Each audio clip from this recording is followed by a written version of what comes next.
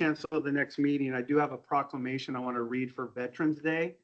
And because if we don't have the next meeting, I need to read it now. So I'd like to look at possibly making 3 be a proclamation for Veterans Day. And then 4 be discuss canceling next meeting. And if we decide not to, that's fine. But if we do decide, we'll vote it. And then 4 would then be works city manager performance assessment tool.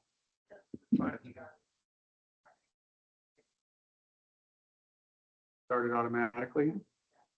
Great. So let's have this as backup. Okay. Just in case. Just in case. Good plan. Okay, so because of some changes that happened since we got these agendas out, it looks like next meeting really doesn't have anything on it.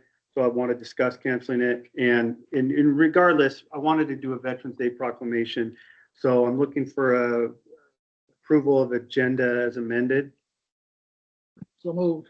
Councilor Haugen makes a motion to approve tonight's agenda as amended with Veterans Day proclamations 3, discuss canceling next meeting is 4, and city manager performance would be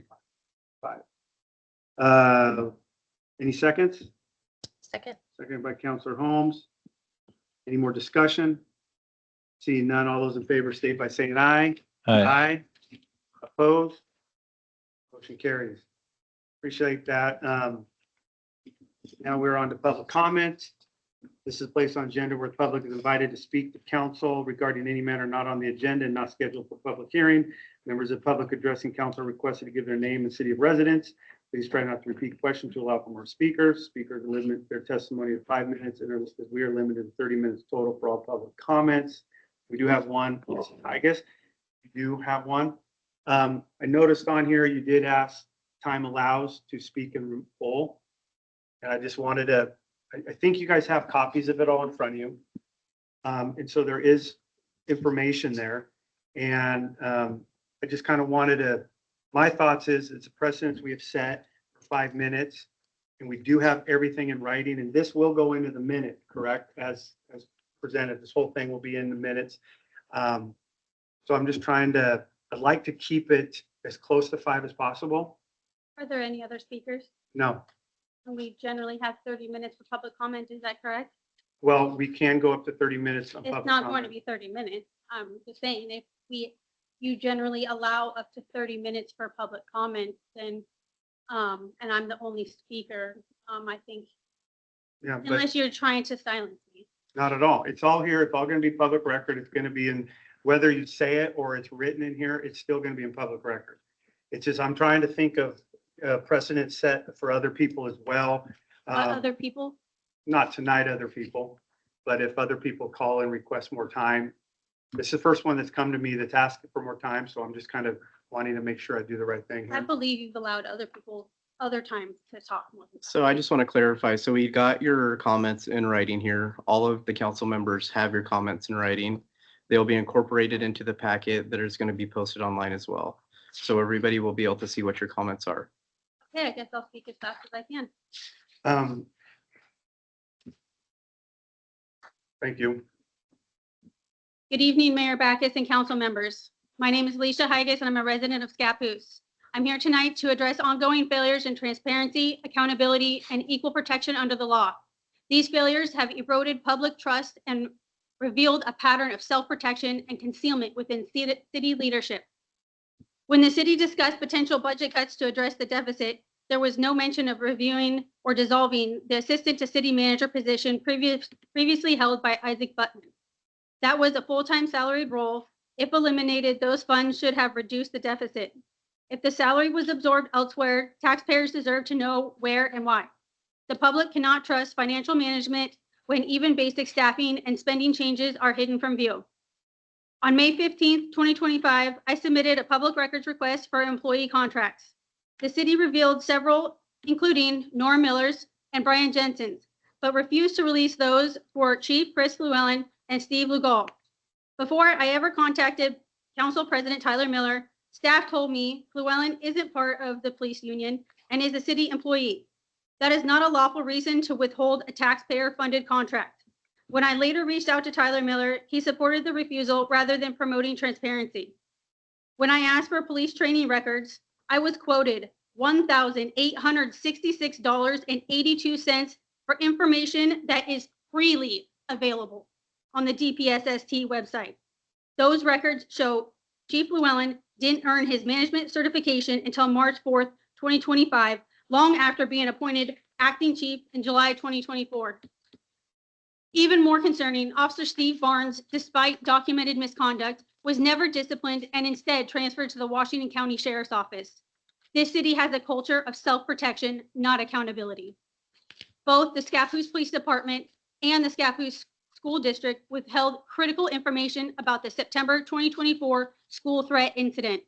There was a gun brought onto campus, but it was not by my son. The official SPD report, case number 240043172, shows Officer Barnes waited nearly 5 months until February 1st, 2025 to identify the real student who brought the Glock 19 replica BB gun to school. That delay preserved a false narrative and allowed my son to be harassed and ostracized. I later learned through public discussion that a petition was circulated among students demanding Conrad's removal from school. Yet I was never informed by any school or city official that this even existed. Students were sent back to class for inciting a riot, showing that the district was more concerned with the optics than my son's educational rights or safety. They created the hostile environment and then punished him for it. In April 2024, my husband, Casey Higas, emailed Lieutenant Chris Llewellyn and Interim Director Brian Jensen, warning that false rumors could lead to a swatting attempt. We never received a response. Only after multiple public records requests did we obtain the email chain proving they received the message and ignored it. Brian Jensen asked if anyone had contacted us, and he would if nobody else had. But Frank Basso replied that he and Llewellyn would handle it, something that never happened. It now appears they stopped Jensen from responding, so there would be no record of their knowledge when the false gun threat surfaced months later. By preventing documentation, they erased evidence that the department had been warned in advance. This was not oversight, it was deliberate concealment to protect themselves. When we reported that our younger son Eli was being harassed by a neighbor, harassment that stemmed from false rumors spread about his older brother Conrad, Chief Llewellyn claimed he would follow up. Instead, he instructed Officer Gabriel Johnson to contact the principal of Scappoose High School. The internal report literally says, principal will be checking in and monitoring his behavior. Our child, the victim, was treated as the problem. That is retaliation, not public service. In a separate incident, I asked Chief Llewellyn to make a mandatory report to the child abuse hotline regarding misconduct by a teacher at the high school. Rather than willingly fulfilling his legal duty as the mandated reporter, he opposed the report and threatened me with DHS, saying, "We can go that route if you want."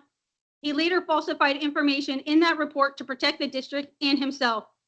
Even more troubling, Llewellyn recorded our conversation for his personal use and shared that recording with the school district, breaching personal ethics and my family's privacy. That act was coercive, retaliatory, and unethical, showing his willingness to weaponize authority instead of acting in good faith.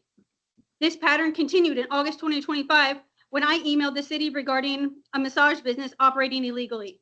The mayor, city council, and city manager were all included in those messages. Instead of addressing the violation, Chief Llewellyn suggested conducting unannounced inspections of all massage therapists in Scappoose, referencing my past objection to an officer entering my business under false pretenses. He asked if my perception had changed and offered to meet in person to discuss it. This message felt like a veiled threat. I said a suggestion that if I continued speaking out, my business or my colleagues would be subjected to unwarranted scrutiny. It was retaliation and intimidation carried out through the abuse of his position and witnessed by city leadership who did nothing to stop it. Scappoose doesn't have a functioning police department. We have a private security for the privileged. At the January 6, 2025 council meeting, Mayor Backus stated publicly that when he locked his keys in his child's car, he called Chief Llewellyn, who personally came to unlock it for him. Yet when I called dispatch for help, I don't even get a return call or email.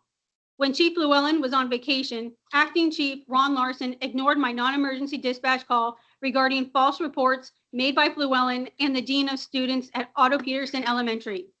I waited 6 weeks without any response before finally emailing the city to report that no one had followed up. It was clear they had no intent to address the issue. Even obtaining a case number from Chief Llewellyn became an argument. His response was combative and dismissive. This is not equal protection under the law. It's selective service for insiders and retaliation for those who speak up. Oregon and federal law are both clear. Under ORS 244.040, public officials are prohibited from using public resources for personal gain. Under ORS 192.620, the public has the right to know the decisions and actions of its government. At the federal level, 18 U.S.C. 241 makes it a crime for officials or others to conspire to threaten, injure, or intimidate anyone exercising their constitutional rights. 18 U.S.C. 242 makes it a felony to willfully deprive someone of those rights under the color of law.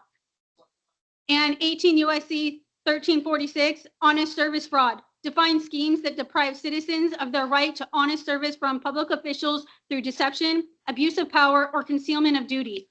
While there may be no direct evidence of bribes or kickbacks yet, there is clear evidence of dishonest service, collusion, and abuse of public trust. These actions reflect kleptocracy and potential embezzlement, the exploitation of public office for personal and political advantage. If this council continues to fund and defend these actions, you are not just complicit, you are participating in them. Continuing to pay officials who break the law is both unethical and illegal under state and federal law. That in itself is an emollient violation. Scappoose was once the first city in Oregon to adopt Ordinance 910, a regulation that set professional standards and ethical expectations for massage therapy businesses. It reflected a time when this city valued accountability, compliance, and doing what was right. That same sense of responsibility has been lost. Instead of protecting citizens, this administration has protected officials who have engaged in criminal misconduct, abuse of power, and retaliation. The actions I've described tonight are potential federal crimes under Title 18 of the United States Code.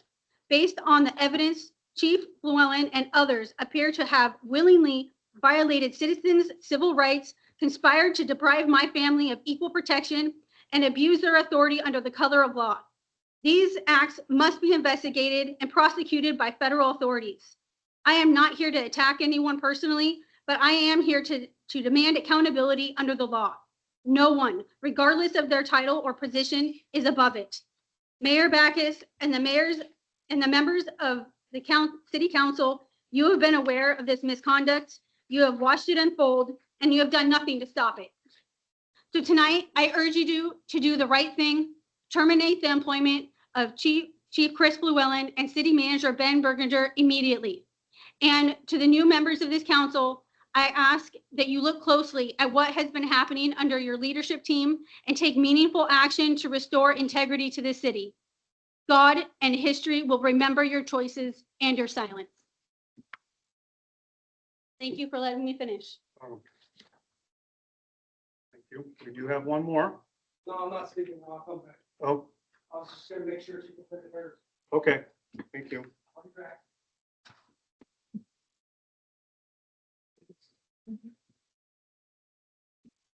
Okay, seeing no more online public comment, we will move on to the consent agenda, which tonight we're looking at September 30, 2025 City Council Work Session Minute, October 6, 2025 City Council Work Session Minute, October 6, 2025 City Council Meeting Minutes, an appointment of both Harry Bloodworth and Peter Williamson to the Planning Commission. We're joined tonight by Mr. Williamson, so if any of you have any questions or appreciate you stepping up.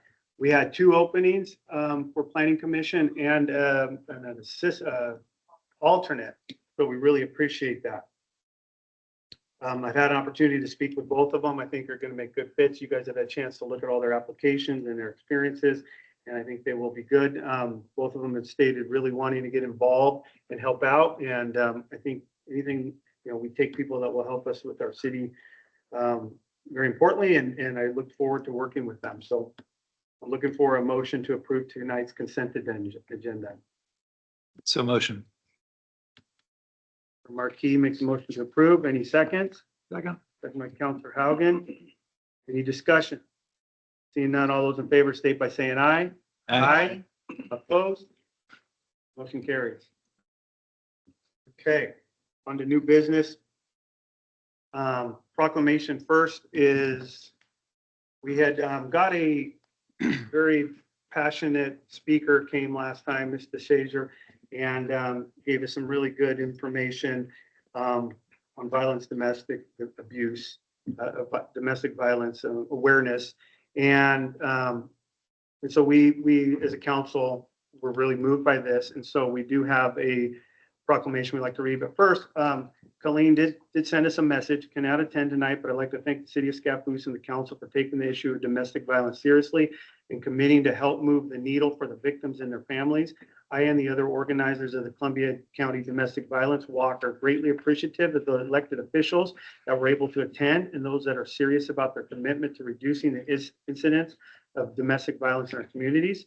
She says she will be visiting often in hopes of having presentation from the council on a grassroots domestic violence coalition effort to create wide sweeping measurable changes in our legal education support system that's targeted and rebuilding and saving life.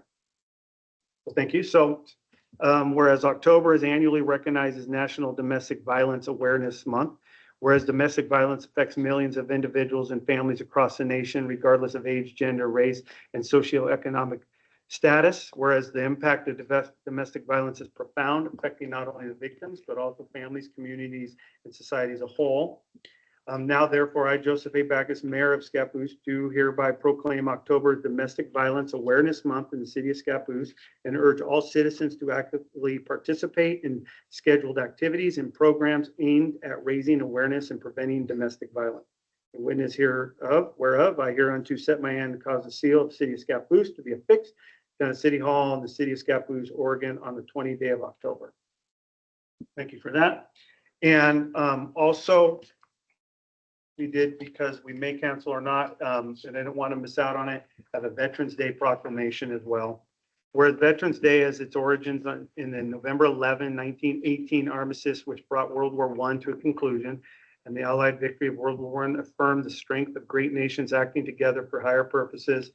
The United States Congress passed a concurrent resolution on June 4, 1928, calling for the observance of November 11th with appropriate ceremonies, and later provided in an act approved May 13, 1938, that November 11th should henceforth be a legal holiday and should be known as Armistice Day to commemorate the end of the World War, what we call World War I. So whereas the citizens of the city of Scappoose thank, honor, and salute all of our community members and have answered the call to service to protect and defend our nation. Now, therefore, I, Joseph A. Backus, Mayor of the City of Scappoose, Oregon, do hereby call upon all citizens to commend Americans, veterans, and observe Tuesday, November 11th, 2025, as Veterans Day, and ask that the day be observed with appropriate ceremonies in honor of those who have served to preserve our principles of justice, freedom, and democracy. Thank you. And so moving on, the next one was, I had mentioned about possibly canceling the next meeting. We like to kind of discuss and see what others think. We had an item on there through Public Works with you guys, and it's being moved to another meeting. So there's nothing on there. Right. Significance, and we don't want to just hold meetings to hold meeting. It takes time and money, and to be fiscally responsible. I think we're obligated to have one meeting a month as our goal, and we'd like to do two so we can spread the business out. But seeing that there's really nothing on there, does anybody have opposition of canceling next November 3rd's meeting? I do not. If not, do I have a motion to approve? Mr. Mayor, Councilor Haugen, I move that we cancel the first November meeting. motion to move, cancel the November 3rd meeting by Councilor Haugen. Any second? Second. Second by Councilor Marquis. Any more discussion? Seeing none, all those in favor state by saying aye. Aye. Opposed? Motion carries. Okay, on to business. We've been working on the city manager performance assessment tool. Kim, and before she left, Marissa, were really digging into this, and now Kim has kind of taken over. And so I will turn it over to you. Yeah, great. Thank you for having this as a working topic this evening. I'm hopeful that we can get through discussion of the tool and land on a final version that we can bring before council at the next meeting. I think we might have to formally approve it as a tool. No, I'll double check. I don't think that, but we do have to allow for public comment, I do believe, once I'll the double tool check is on that too, finalized. but Okay, I'm not familiar with that. okay, whatever the formality is of wrapping it Right. up, we're driving towards it. Yep.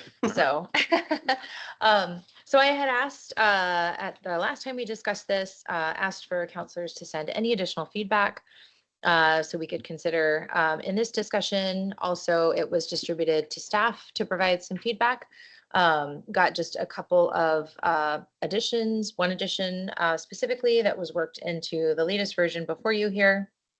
It was just a comment about, adding, responsiveness to some public comment and feedback, which is worked in. What you also see, Counselor Santiago did send along some more substantive feedback, which you'll see in her email there. It would have changed the kind of grading rubric for some of these criteria to just kind of like a pass-fail checklist rather than a ranking. So since it kind of substantively changed the structure, I wanted to discuss it. Also, as it's currently laid out, it's kind of bucketed into three primary, like, key performance areas, that being around budget and finance, leadership, and then within leadership, you see it kind of broken out by different kind of constituencies. And then the third one is relationship building, and then that's also further broken out kind of by the different, interested parties or groups that the city manager would be working with. So I think the suggestion Councilor Santiago has is kind of to unbucket those and just list them individually. So I guess maybe we'll start to see if anyone on council has some specific feedback for the current draft, and then we can walk through Councilor Santiago's recommendations. I'll go first. Yeah. Okay. So as far as the proposed rating scale goes, this is the first page of the document, right? Yep. Okay. I said this before and I'll just echo it. My preference would be that we just use the needs improvement, meets expectations or exceeds expectations on the rating scale aspect. And then the only other thing that I really noticed is on number 1, budget and finance.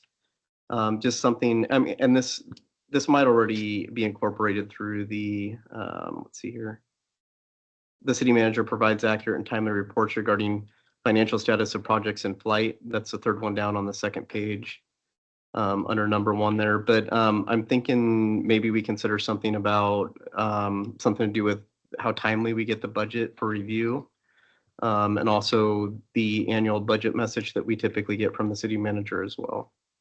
Okay. So we could have budget submitted. Well, and I don't know what our, I mean, that might be something that we need to talk about, what the expectations are as far as how far in advance we get it, because that could be something that we need to mull over. Right. The question would be, are we going outside of budget, Oregon budget law, to have something more extensive further in advance? I mean, that does pose operational concerns, or As far as content goes? just as you mentioned, how soon to get it out compared to our meeting, or So I don't mean anything different with content.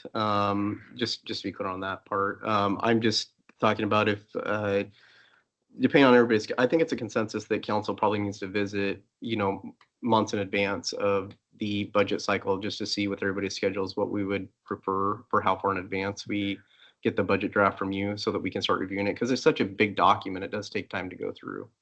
Is there a way to get a budget draft sooner, knowing that, okay, this is kind of just our first rough draft and we see it a couple weeks sooner so we can kind of dig in, or is that not good? It's gonna have changes. But this is a little off topic. I'm sorry, but I just. yeah, we could that's look what I'm into it. thinking. Just we want to know what that looks like too, Yeah. what timely means, Or we move back our first meeting. I mean, so far, how much time do we have before we have to have it approved?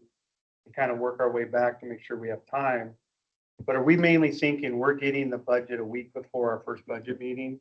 Is kind of what we're going on.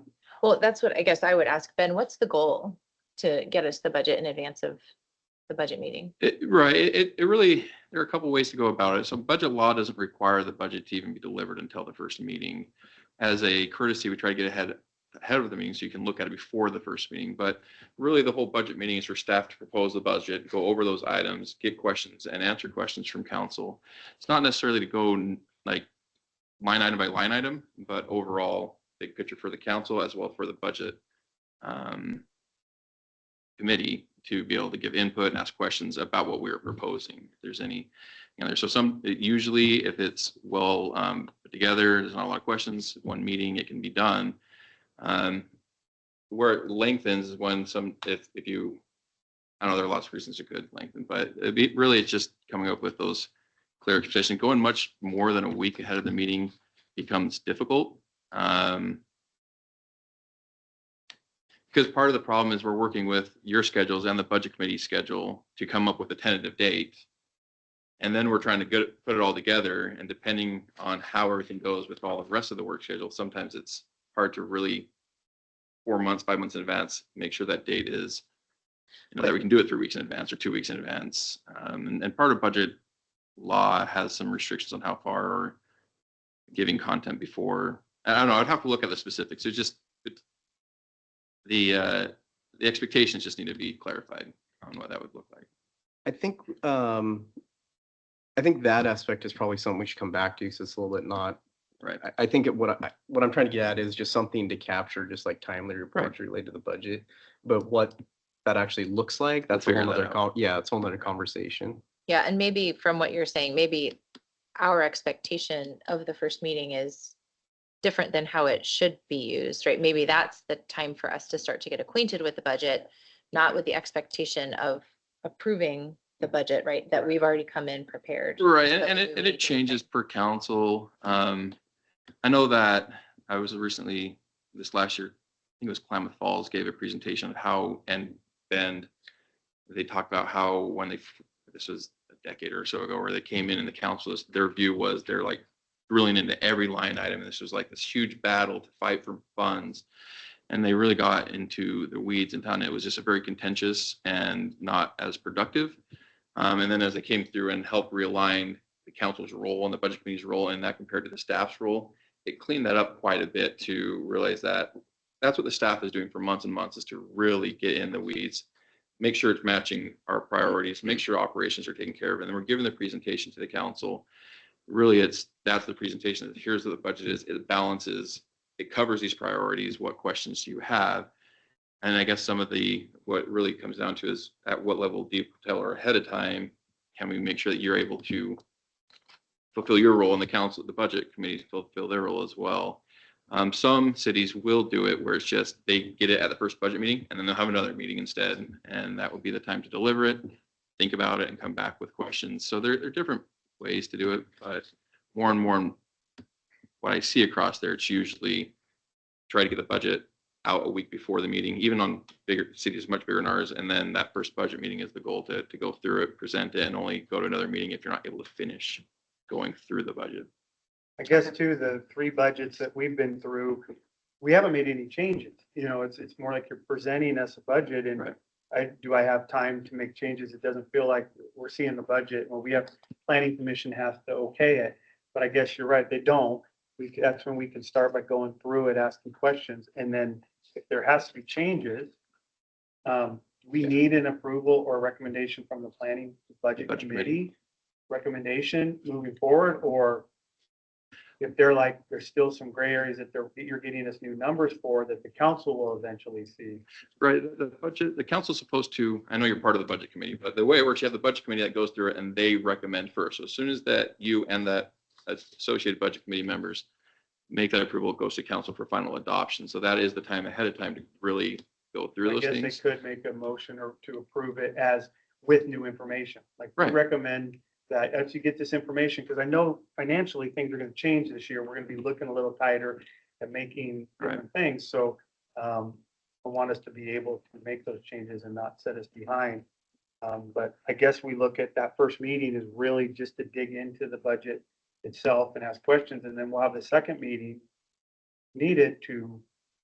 Yeah, like I say, as we get closer, we'll sort that out and just hopefully get that timeline that fits for everybody. And I think with these budgets now, looking through this, I mean, maybe we can get information beforehand, we'll know going in how we sit and how we look. Right. Maybe a month or two, you could tell us things that we need to look at, keep our eye on in the budgets going forward. So I think then for that first criteria, under the fiscal stewardship and transparency, we can say budget information is presented in a way that is timely, accurate, clear, accessible, and understandable to both council and public, and then we can define what timely is. Now, just a question, this whole section, is that to be graded as one section or are you going in each little bullet point too? So my intent was that each one would be graded individually. So that gives us a bit more like specific feedback, because there might be just one area maybe that could use improvement or opportunity, and I wouldn't want to miss that by just like blending them all together. How do others?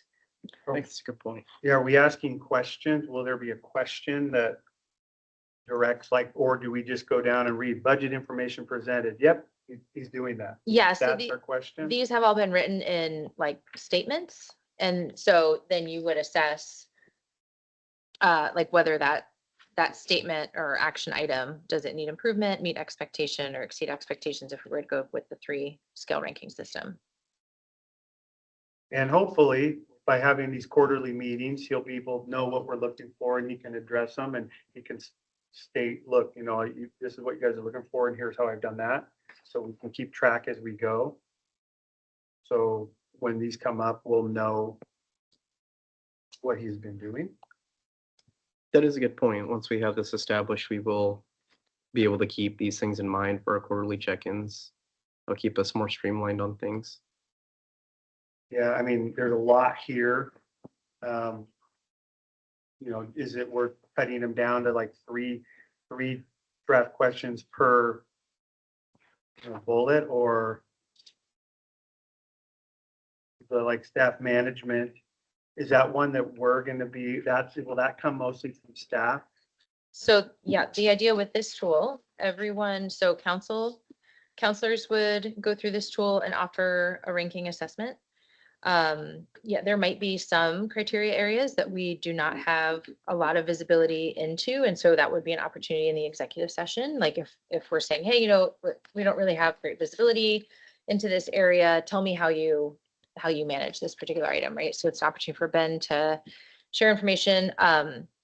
The city staff would have a chance to review it and Ben would have a chance to review it. And offer rankings, and then we kind of bring those together and then talk it through.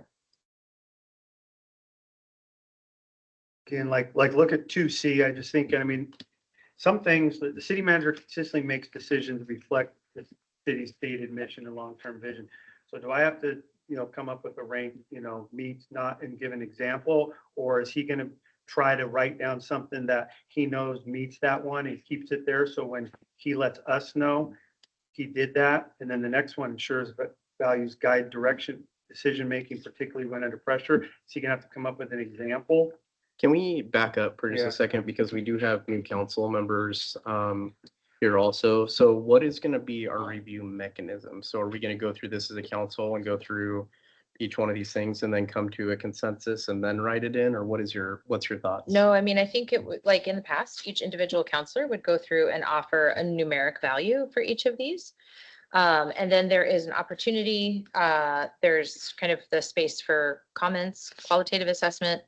So if, say, staff wanted to offer specific examples, Ben, us as counselors to say, I observed the city manager doing this and he did this particularly well, demonstrating leadership in this area. So there's flexibility and opportunity for both. What we have done in the past for council is once we each offer the ranking, those are aggregated. And then there's the aggregated value.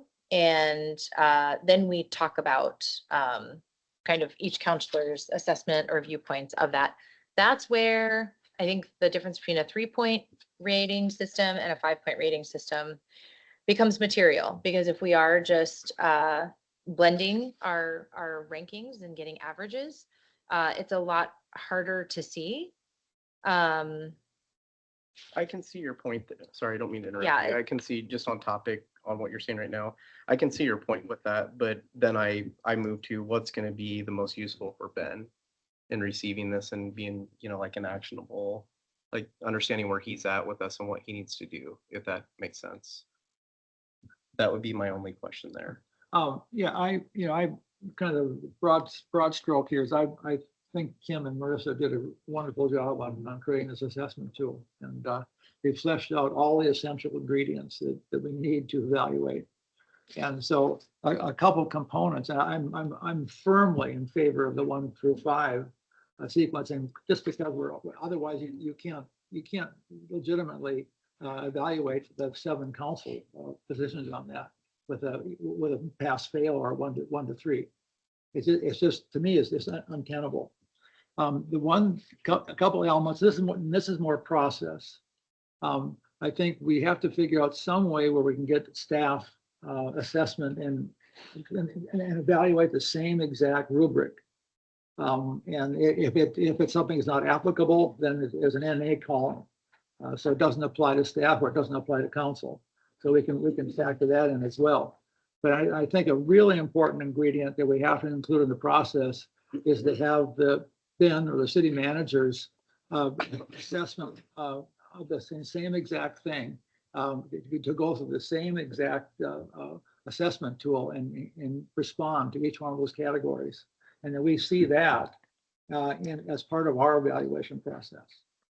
So that to me is a really important element.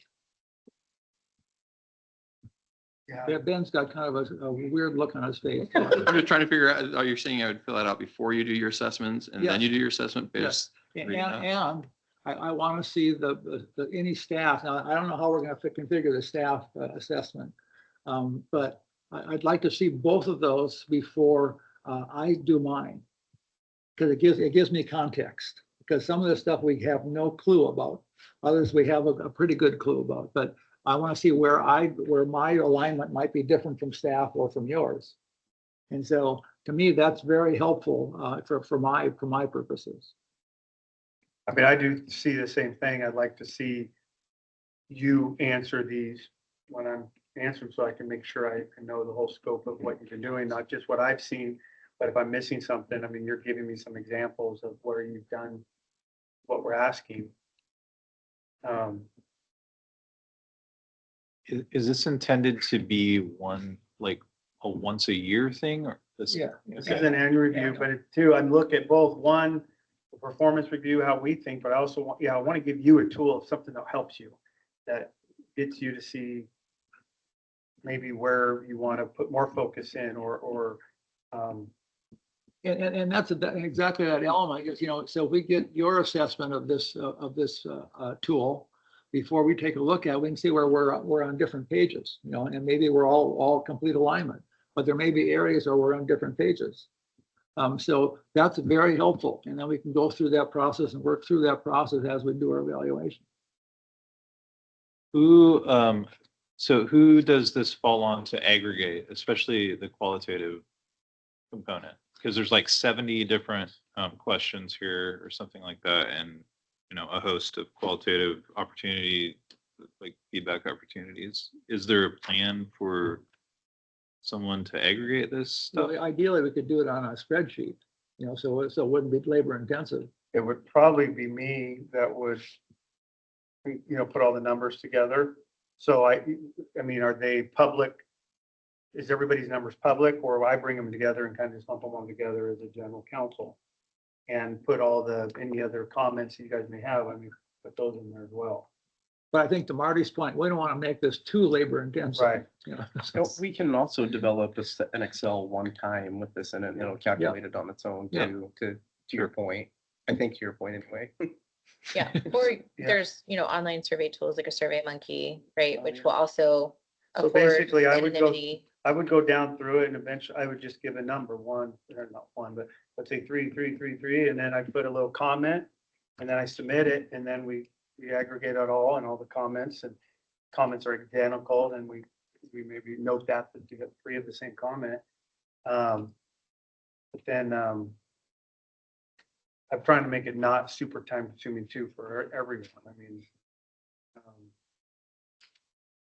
It is a big part of what our job is though, so. The only Yeah. really direct city oversight function that the council serves. Yeah. Well, I like what I'm seeing here. I think I could definitely work with this. It's similar to kind of what we've done before, what we had. I mean, if we looked at other cities too, to then take this and put it into a format that other cities do as well, so it does make it nice and easy.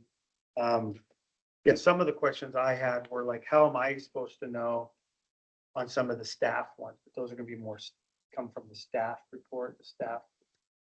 It could be, or if, say an executive session, Ben shares Like, yeah, in some one of of our the, quarterly management meetings, strategies around these things, yeah.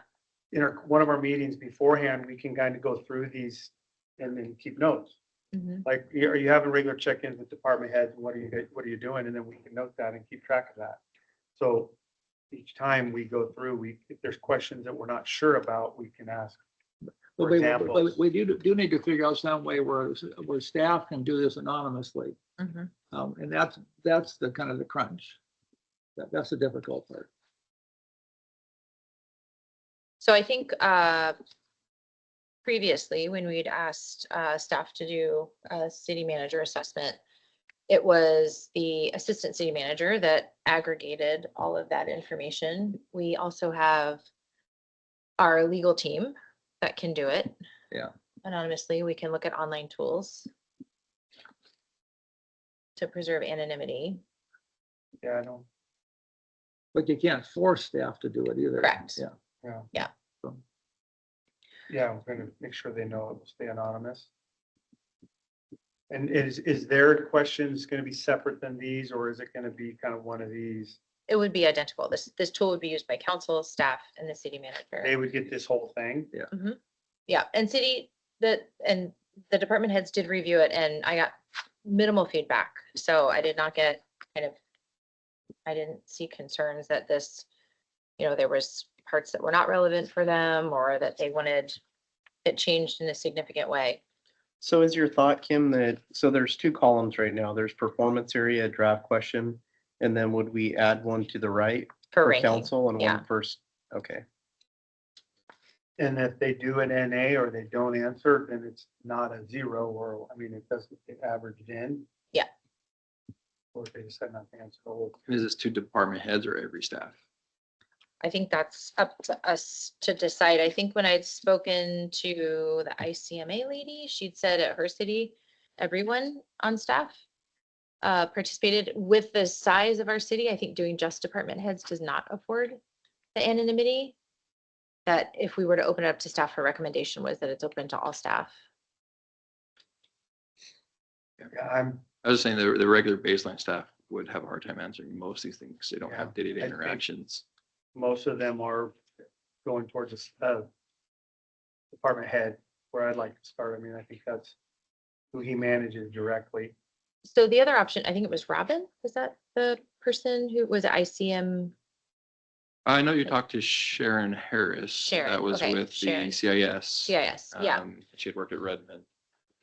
Yeah. She had said she had several conversations with you. Yeah, and she's the one who administered the survey in the city of Redmond when she was staff there. And she's willing to review this kind of once we land on it before we approve it finally. She said she's willing to review it, offer feedback as well, and could offer Good. feedback on how it's administered within staff as well. Yeah, and for internal administration, even for collecting yours, I mean, Susan does a lot of the HR role. She could play that role, or even NJ. So either way, we do have an internal that could collect those. But And- in Susan's role, that would fit more in how she does personnel, HR stuff. So Last time the review was sent out by legal counsel and results went to them.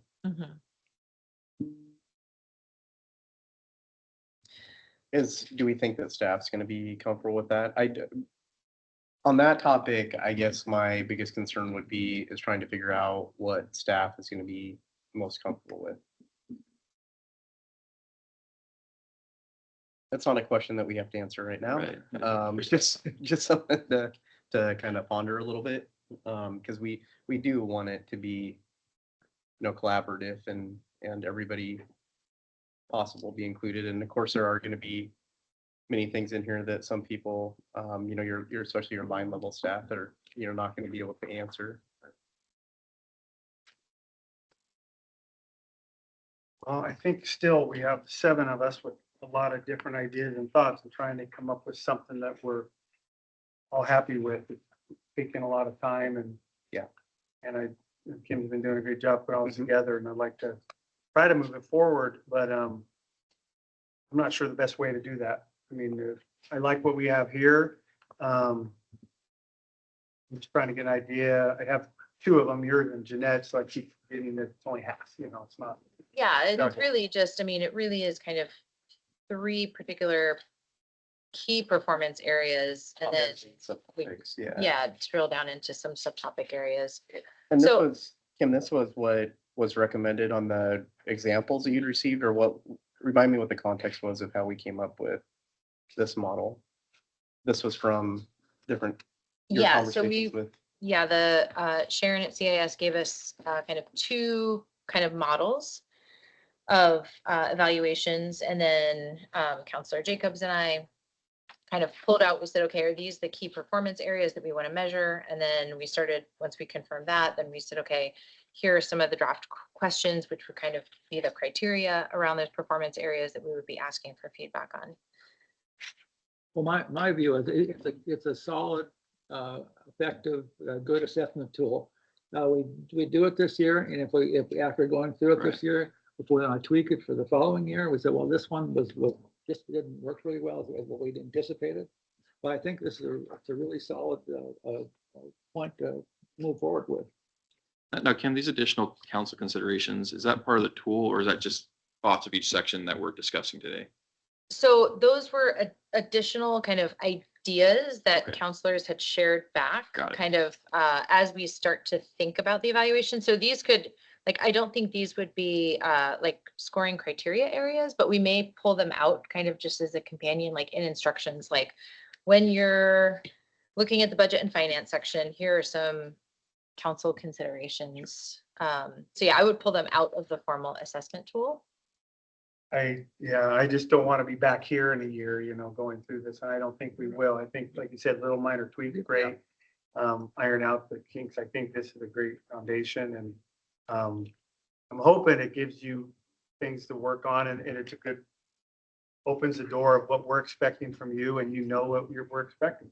So what we're looking for, what to bring into your report, what to send out, letting us know, if you feel you've done something that shows a strong partnership, you let us know. And I think there's a lot of it in here.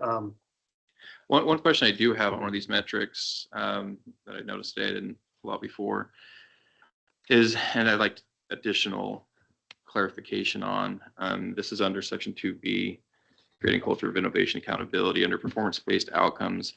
The draft questions mention performance and metrics. It's been racking my mind, maybe what you might be looking for those. There's technology that could help with some stuff, but that would be added cost for measurement purposes. In the public sector, it's different than the private sector as far as we don't have a bunch of widgets we're pushing. A lot of it is responsive, like with planning. They take your applications they get, and each one's unique, and each has different timelines and different things that are required. Like, how do you really make a metric off of the response rate on that when everyone is so unique, that has so many different legal things for it? Same thing with engineering, public works. Or are you looking for how quick they mow their lawns? Like, it's really hard to get to specific, those type of metrics that are measurable that you typically see in the private sector, because that's not what these jobs typically entail. Like I say, there are some, but they take a lot of either technology or other staff time to add to actually measure those. And so I'm just trying to look at what expectation or like clarification on something like that of what you're hoping to see on that, and see if I could find a way to provide that, or maybe it's more broad of, are we meeting with our employees? Are we measuring, and are we checking on those things and making sure they're improving? Well, Ben, that's my point about having you fill this out for us before we do ours. So it gives us that context. So that's Right. It is good content. I mean, it's just like I was talking with Chief. I'm like, okay, Chief, help me out. What type of metrics that don't come into quotas? Because that's what typically goes around with police. You don't want to do quotas, but you start measuring that, it starts to have that appearance depending on how you go about it. It just makes it difficult. So are you talking, I'm sorry to interrupt, but are you talking specifically about performance-based outcomes there in the, Just that section that talks about performance metrics. 'Cause Yeah. That's the draft question. Are they doing those and providing those? And in my mind, that's more of a time management issue. Yeah, I mean, and so like for my teams, so we set perhaps the police department performance metric would be, timely submission of reports, right? That you as a team say, reports must be filed after, this amount of time period. And then you measure like how many fall within that. Did some deviate from that? So like, how many reports would be the same time period for you, depending on your case? It would depend what type of case it is. Right. So there's different. The problem is there's a lot of uniques. Everything is so unique. We're not doing a repetitive process for when we're dealing with, like I said, with planning, it's a different planning, different development. It's unique. With the police, they have a different client or a different person they're working with. It's unique. There are some things that are done by law, such as public records. You have to respond by, those certain deadlines, but it's not. We can reword this, but I Right. think what we're going for here is what are the tools that you're using to evaluate your staff to make sure that the performance is where it needs to be? Right, and that was just a question, because I think Yeah. the wording, I look at them like metrics are pretty hard to come consistency, and like I said, there are some of this technology based, and I don't know if they really provide a lot of effective outcomes that Yeah, are helpful. I'm still looking for some. I haven't found a great tool, but that was just the question on that one, because when I read that, I think in my private sector world days, and I mean, when I worked at Wells Fargo, I mean, you had I swear they measured how many steps we took. So it was, it was interesting, but it also, they had a lot of technology and a lot of people that helped with it. So that was the only question on that one, probably to reword or to Yeah. look in how that comes out of how, not that we shouldn't be tracking performance, which we do, it's just maybe not your typical metric that you're used to seeing maybe more on the private sector. Yeah, and I think, yeah, fair enough. We can reword that. And I would say it would probably be more centered around the type of like key performance indicators that you might be working with your department head. Right. Like what does success look like for them in the year and how well are the teams tracking to that? And Right. you can probably figure out some way of assessing that. Sure. Okay. So we can look at rewording. I agree with Joel that we should have 5 gradations rather than 3, if that makes sense. Doesn't gives us more nuance in how things are graded. But no, like 3.3. Did It'll I do become that? 2.3 once you I take the know. average of the I fives. think I was doing that because I don't, or like 3.6. Yeah, I did a lot of 3.5, and I'm like, right in there or whatever, okay, Just need to keep the purpose and goal in mind and what we're trying to accomplish here. right. We didn't want straight 5s. So at the end, I mean, I like this is that, through our meetings, in our executive sessions, this is kind of the template we're going off of, and we talk about things, and we'll keep notes here and keep it going, so that way when it comes to evaluation, we'll have that memory and you'll go over it, and then we'll give it a number, and those are compiled as an average. And he won't end up seeing each individual's numbers. Is each one of ours become a team and it's not individual? I mean, does Yeah, that work? Aggregate. And then all the comments, you'll see comments too, and same with staff. And we want staff to get good, valuable input, so the more anonymous they believe and the more they feel that it's. And I'm going to offer one more final pitch for the 5-point rating scale. So we're trying to help Ben or whomever the successor is. So on a 3-point scale, you're given a 1, 2, or 3. So is a 2 closer to a D or a B? You don't know, but on a 5-point scale, you have a much better yardstick to use. I personally think you're gonna see more 4s than 2s. And so that will bring up the average. Yeah. If you're shooting for 3s is Yeah. right there in the middle. With 1, 2, or 3, you're gonna probably stick with 2s. And you'll end up right in the middle.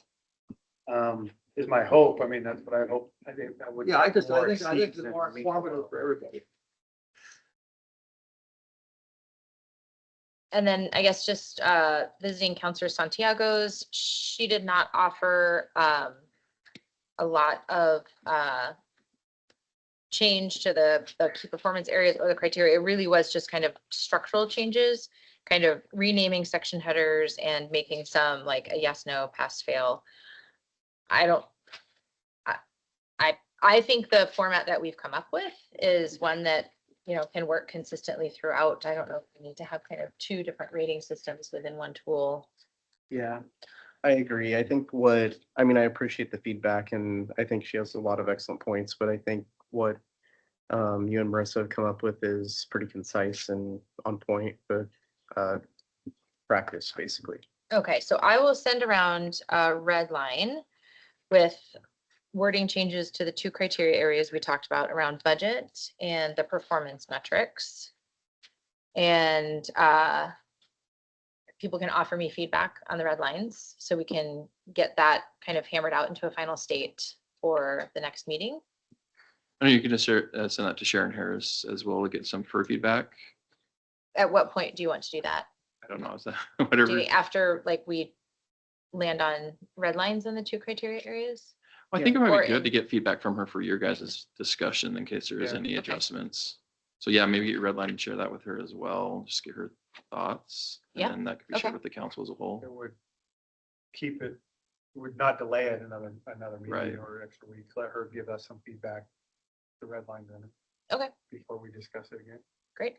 And we'll have plenty of time for her to offer feedback with the next meeting council. So I guess we would want to look to get this on the 20th, 17th. 17th, whatever date it is. Yeah. Yeah. It is the 20th. We'll look at that and see. We haven't had a lot on meetings lately. It's kind of slow business right now, so there should be some opening. But we'll look.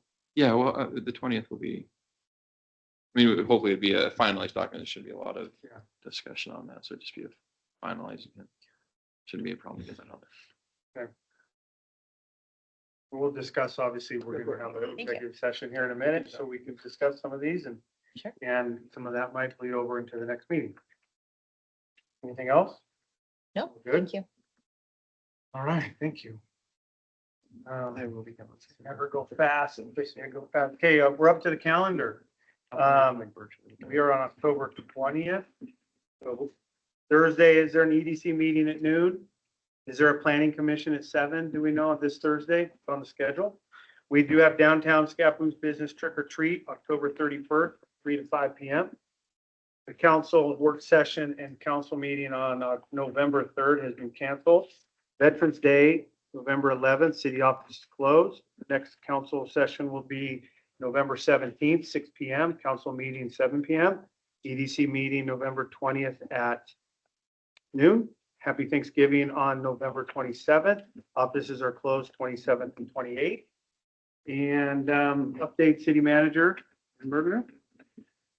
Yeah, sticking with the calendar, just a reminder of the quarterly council, city council quarterly dinner up in Rainier at 5:30 on November 12th. Also, just as I think it's 5 business days, I don't know. I am planning to be gone from that week right before Thanksgiving. It should be about 5 business days. I have to double check it and grab that today, but I should be able to remind you on the 17th, but just for council notification of that. I'll be out of office. A couple quick comments on first one, Keys Road. Just for the council's benefit, we've been getting comments from the public, and this for the public as well. Just remember working through that. We're working daily with the county because it's a county road. We're working with it's the planning department, public works, the developer, their contractor. There's a lot of people involved in that. But as we hear the feedback from the public or from council members that we're working on those and trying to get anything resolved, that's causing a lot of some issues up there. So we're working through that, and hopefully it should be done sooner than later so we can get Keys Road, or they can get Keys Road cleaned up and smoothed out for everybody. Quick question on that. Yeah. Do you know if any time, are they gonna stop for a while with the weather in the winter, or are they gonna continue right through building? Their goal with Huser Estate is to get the roads paved before winter. So depending on rain, it slows down or speeds up their process. But because we don't want a road that's poured in the rain. They have to meet certain quality points from the engineering. So their goal is to hopefully get that as soon as possible. Keys a lot sooner, that road to at least be cleaned up. Should have been done, well, they said by this week, but it's raining a lot this week. So we'll see what happens with the rain. The weather is weather pending. And then as soon as they pave the rest of Huser, they'll finish everything else to clean it up. And their goal is by end of November to get that all done and paved. Is that the developer doing this or the county? Right. It's developer driven. So we have engineers going up there regularly to make sure that they're meeting our standards for public infrastructure, that they're meeting our codes. And yes, it does cause, there's impact obviously to the community, which isn't great. But we're trying our best to minimize those as much as possible and work with them so they minimize those as much as possible, and work with the county on their right of way. So it's kind of, but just it is being looked at daily from all departments and the developers. So. Same with our Keys Road Reservoir, trying to get all the important things done before the weather hits. Right, and that one is scheduled to finish this winter as well. So that should, hopefully that stays on target. I think they have completely poured the concrete on the roof and everything. So it's just the concrete around the edge. That's probably in the works, an update on that. But yeah, they're getting close as well, and hopefully that will be done before December, end of December. On our side, and then the Huser, they'll wait till spring until they start. Well, it's just rain. Well, let's say it's all weather pending, what they're able to do. So. I'm sorry. So which one are they paving? Just for clarification, they're paving the roads in Huser State? So they want to get, the last I was updated, yeah, they want to get their roads paved in Huser State. Okay. And then any of the damage they made to Keys that they're responsible to repair, they will also have to have that paved and fixed before, or at the same time, either before. But if they're waiting to do that all together, they usually do hot patches, some temporary fix till they can get the rest of the roads paved, since they mow in their big equipment all at the same time. Every developer does a little bit different, but so they either have to put temporary fixes in there or get it paved on Keys Road as soon as possible. But So, and that's all their internal roads. Does that include their sidewalks for houses and everything? yeah, usually curb gutter go in. Sidewalks they could do. Yeah. Anyways, they're for sure curb and gutter needs to go in before the road. Can be poured. So. Other comments as just a response to your public comment again today, that a lot of the things in there, the report, there are a lot of inaccuracies in there. We've obviously kept the council throughout all these been informed, and like I said, we've followed our processes, our policies, procedures, and been considerate of as best we can of all parties involved. But there are a lot of inaccuracies in that report that was given from the staff side and what we have went through. So I'll keep it And at I that. do ask, yeah, there's a lot of in there that if you're, please keep your eye looking in and make sure that you still feel that we're doing everything properly for board. Yeah, you're getting us updated on everything and any decisions and thoughts that you have. Right. So we appreciate that. Anything else? Any other questions? Anything going around in town or? Okay. That hits everything. Quiet. For the big hard hitting stuff. Chief Llewellyn. Yes, good evening, Mayor, Council President, and also councilors. Just for police department, side of the house, we still have our 2 officers down there in Salem, still trucking along at a police camp, which is great. I'll be down there myself this upcoming Wednesday. Recently through Columbia County Emergency Management, we applied for a grant to possibly potentially purchase, knock on wood, license plate readers. And when the time comes, there'll be more information possibly about that. I'd like to get the community's input as a possible crime fighting tool for our community. But I think it'll be something that our community should be more than to be aware of and talk about too as well. This upcoming Saturday, I'll be up there in St. Helens. I think they have a safety day, so I'll be up there for a few hours doing that as well. And just for some public comment, just make it really quick. This is group or stack of emails from roughly 2 years of my correspondence with Ms. Hages about this. And I just want to, this is my last email, just one paragraph. I just want to talk about for the type of search you expect from us. It says, Ms. Hages, our department is dedicated to assisting members of the amazing community. I believe that our numerous correspondence from the police department and the city manager shows that we have intent to provide the best customer service as possible with every new claim allegation as presented. As stated previously, ma'am, please share this email with any oversight body, and I will be more than willing to assist them with an objective assessment of your allegations. I would also like to reiterate that if you have emergency, please call 911, and the dedicated men and women of this department will continue to assist you and other members of this community. Thank you for your time, and please have a good remainder of your day, ma'am. That was on August 18th, and I haven't had an email since then, and I just want to say that being personally attacked, it's part of the job. I understand that, but just want to reiterate that we are dedicated to the people of this community. We're not perfect. We are dedicated to making sure we be the best we can for the Scapa Police Department. So besides that, unless there's any questions, that's all I have. Well, thank you. I did want to say one thing because it's you and me personally, and I don't want to think that you're doing me any favors because I would never expect that and you wouldn't. But on the one of her things, she did mention that I state publicly that my son locked himself out of the car and you personally came down to unlock it. That was not true. I had texted you if we owned anything to unlock cars. Slim Jim, I'd seen you at a game and you never responded. So I called a locksmith. Locksmith came and did it and I have receipts. So I just felt that you would not do us any favors. We're citizens just like everybody else, and I would not expect that anymore from you. So that's the one that I wanted to respond to because it wasn't accurate. Yes, we don't get told how to break into cars in the police academy. Yeah, and then I texted and did not get a response back. So I apologize. no, I did not expect. I'm glad you didn't. I went to a locksmith and got it taken care of. That's good to hear. So that's all I have. Thank you very much. Thank you. And community specifics. Representative Tyler. Hello, council. Hello, Senator, Chief Llewellyn. Hold Tyler. And City Clerk.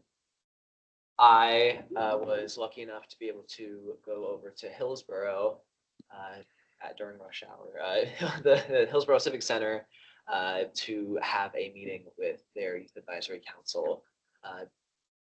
And the goal of that was to try and get an inside look at to how other cities handle their own councils or similar positions, and if it would be applicable for Scappoose to have one.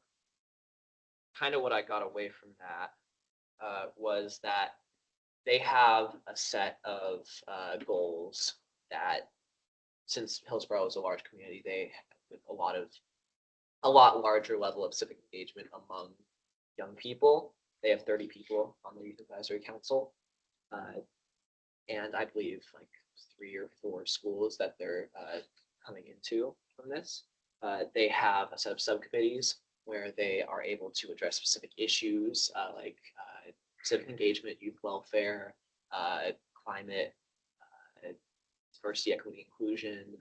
I'm sure I missed one, but they've identified those issues on their own. And so what I have been trying to do is finding a way that I'm able to get a accurate read on the issues that face the youth in Scappoose. Like I said, they have a lot of people, so a lot of it for them is just word of mouth. But I asked them how they get themselves out there, and they said that they require each of the members to go to at least one community event or volunteer event. I think that's a great idea. If me or some representative from the city, or me and some representative from the city is able to attend a volunteer event, or to just promote civic engagement in general. I was also last Thursday, I was able to attend a executive meeting at my high school where I was able to talk with Mr. Kelly, our principal, and student leaders throughout our school. And I bounced off them the idea of potentially creating like a club at our school for this kind of youth advisory council position, or whether it was best to just keep it at the city level separate from the high school. Because even though in Scappoose, the high school is a big part of our community, it's not the entire part of our community. So I bounced that off them, and in the future, looking forward, I'm going to try to speak at some of our assemblies, get the word out to people, possibly through student surveys. Before I applied, or I was in the process of applying to this position, I went around to a bunch of teachers and asked their opinions, and they thought that sending out a staff survey would also be very helpful.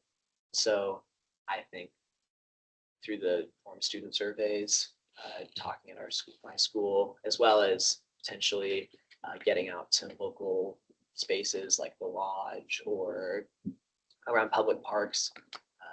I know the Adventure Fest and a lot of other volunteer events. If there's any, I know it's usually on the calendar, but if there's any volunteer events that any of you would think of, that'd be a good idea for us to be able to advertise that at. We're very appreciative of being aware of that.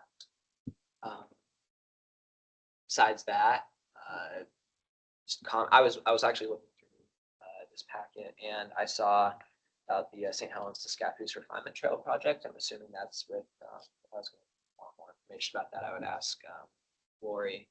But I just think, as a member of the high school and someone who uses the public trails almost every single day to run on, that this is an amazing project. I'm very excited to see where it goes. Volunteer to be on the committee. You're gonna need yourself, I'm sure. Great, perfect, thank you. Councilor McKee. Thank you, Mayor. I just want to say congratulations to Peter and thanks for stepping up to be on the planning commission. And I hope you have a great tenure and do some fantastic planning. And thanks both to all three of you for your service and for helping out. And I also want to say thanks to Kim for the hard work on this tool that you've done. That's all I got. So he's no volunteer. If you have any questions, he was on the planning commission, so he can help you with expectations as well as city manager Ben. Appreciate that. Counselor Haugen. A couple of things that follow up on Tyler's comments. I had the opportunity to talk with a number of school council, youth council people at Loc 100. And it looks like, according to my information, that they're exclusively administered by the city. So whether it was Happy Valley or Eugene or wherever, they were exclusively.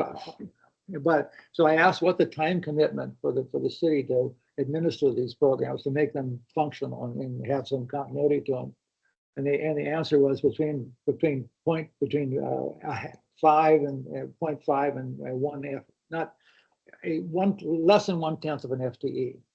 So roughly, 5% to 10% of their time, staff time, whether it was in Hillsborough or Happy Valley, that seemed to be consistent. They were taking that much time to coordinate things with the high school and the youth council. So, as we march forward, we can configure these things any way we want because there's no rigid rubric for this. So, but anyway, so what has worked in other communities though is we're more efficient and effective to have a staff person take this on, and so that's going to be consideration going forward too. But anyway, so I'm delighted that Tyler is going leaping to this full length. So.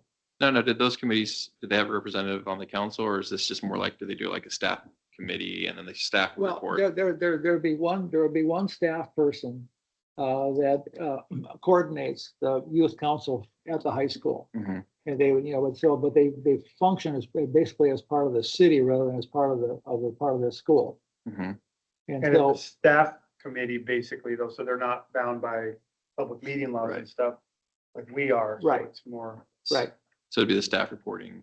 Yeah, so, so that seemed to be the best way to keep this, once you get started, to have the continuity, so it doesn't, so the teacher that's doing it at the high school moves to a different school or whatever, Right. and it just falls off. And so that seems to be the most effective way to proceed with this. But so anyway, so that's just some. Well, with as many cities that are out there that do this, there should be a lot of history and it's like sizes and big, and we should be able to not reinvent the wheel and see what works. And everybody I talked with said they were more than happy to help. That's a big theme I've found. Yeah. I forgot to mention, I'm also going to Happy Valley Youth Town Hall. I think it's November 14th. And so my biggest priority right now is just to collect as much information as possible. But yeah, so I'm excited about the prospect, but you know, the more I'm gleaning from this is that you really have to have a city foundation for it to be effective and to work long-term. So Happy Valley is probably the longest duration, I believe. I think 14 years they've even been operating. I think Hillsboro's been operating for 20 years. Well, maybe, yeah. Yeah. But anyway, so Right. there's lots of things to consider as we move forward with this. But, and then just a quick summation of the school board meeting, something that's of use. The enrollment, the official enrollment for 2025-26 was 3,343. Okay, that's up, get this, from a year ago, 1,972. So nearly 1,400 increase in student enrollment. That's impressive.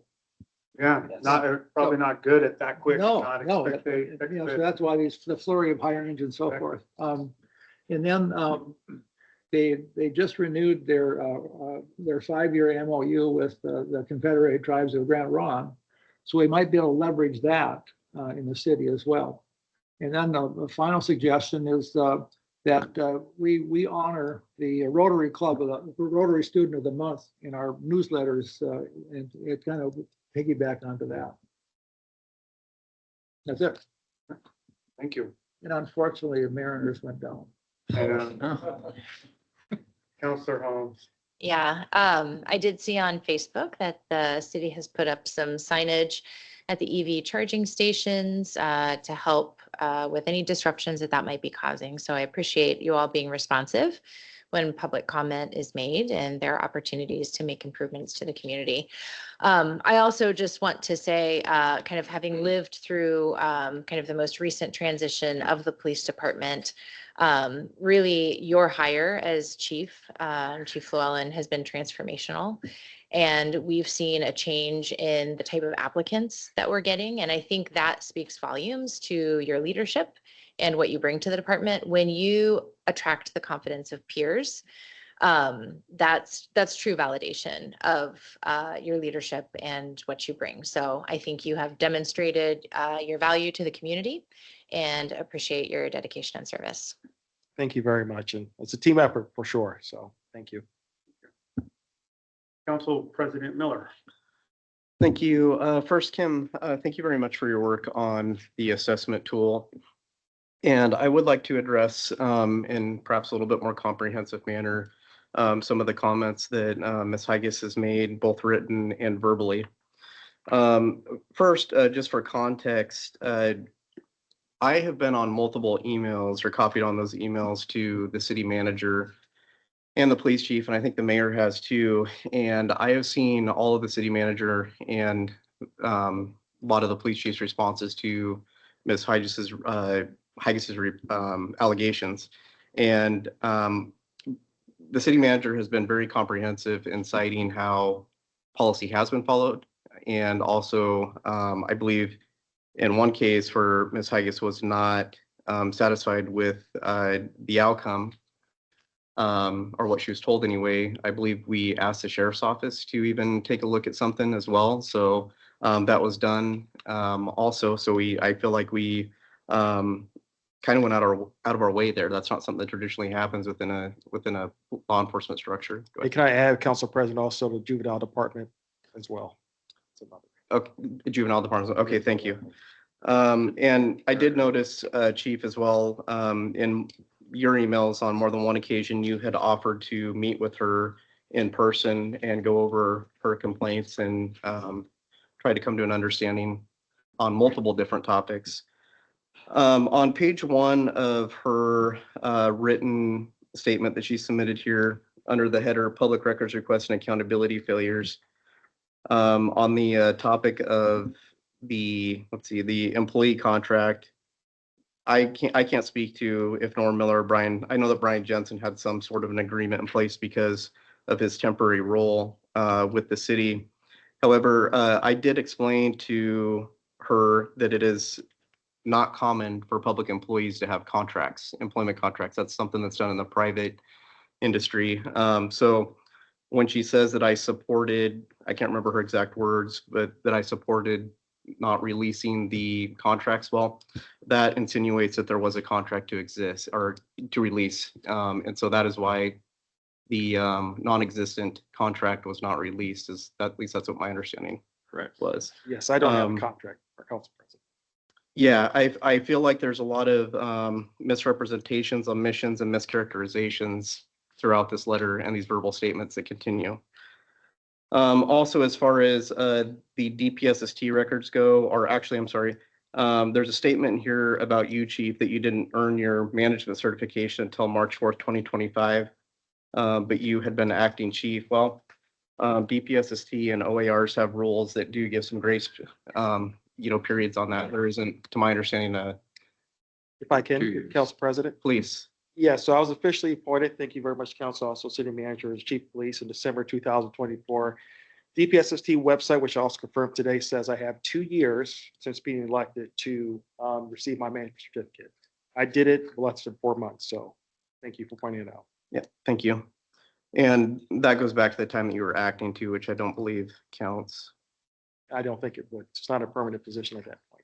Okay, and then I'll end just for the sake of time too here on page number 2 at the top. It says even more concerning, Officer Steve Barnes, despite documented misconduct, her own documented misconduct, that's her characterization of it, was never disciplined and instead transferred to Washington County Sheriff's Office.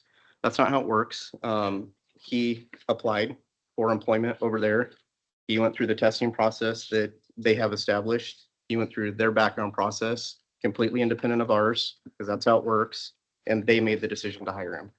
Correct. So I am concerned about the continued, again, I'll say it again, the continued misrepresentations, omissions, and mischaracterizations of information.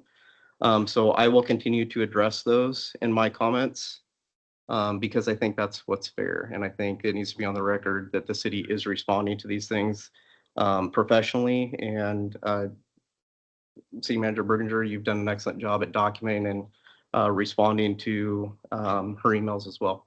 Thank you. You know, and I think this really raises an important point about having a civility pledge to make a public comment where you have to read through this and acknowledge that you can't make up falsehoods and so forth. I mean, you have to be honest and honorable.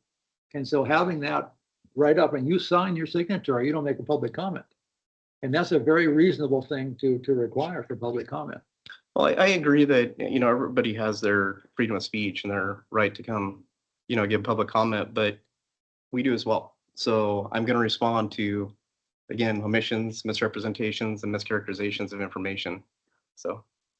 And kind of on that, at the LOC convention, there was a big seminar on public records or and public comments.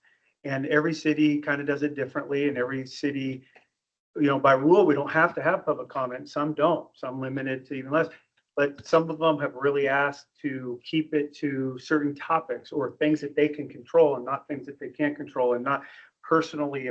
I mean, there's a lot of cities do different things, and League of Oregon Cities really recommended that everybody looks at their public comment guidelines, and we're kind of doing that to see what do we want out of it. And like Tyler said, freedom of speech, and we definitely want to hear from a constituent, but definitely something that we need to look at a little bit more to let everybody understand it. Yeah, basically, we need to tighten it up a little bit. Yeah. Right, and follow up on that, the public has a right to petition the government. But the way that they go about that does not mean it has to be at a council meeting.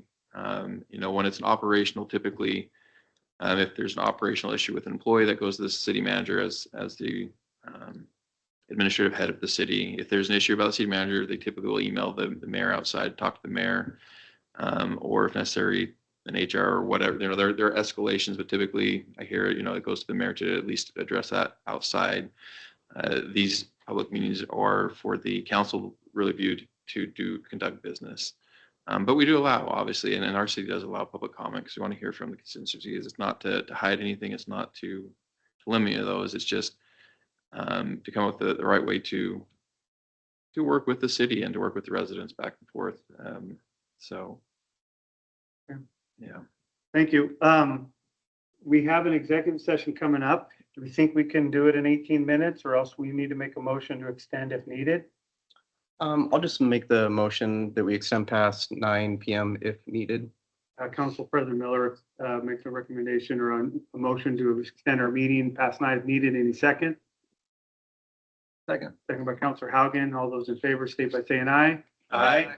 Opposed? Okay, we're gonna try not. I have no more comments for tonight, so meeting adjourned. We will come back to open session and open it up. I have evidence to support my As soon as we statement. are done, I don't expect any decisions to be made, but right now, the city of Scappoose will now meet executive session for the purpose of ORS 192.660, held to pursuant to executive sessions as below.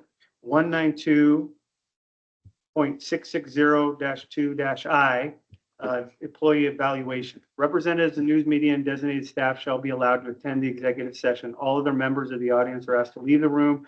Representatives of the news media are specifically directed not to report on any of the deliberations during the executive session, except to state the general subject of the session as previously announced. No decision may be made in executive session. At the end of executive session, we will return to open session and welcome the audience back into the room.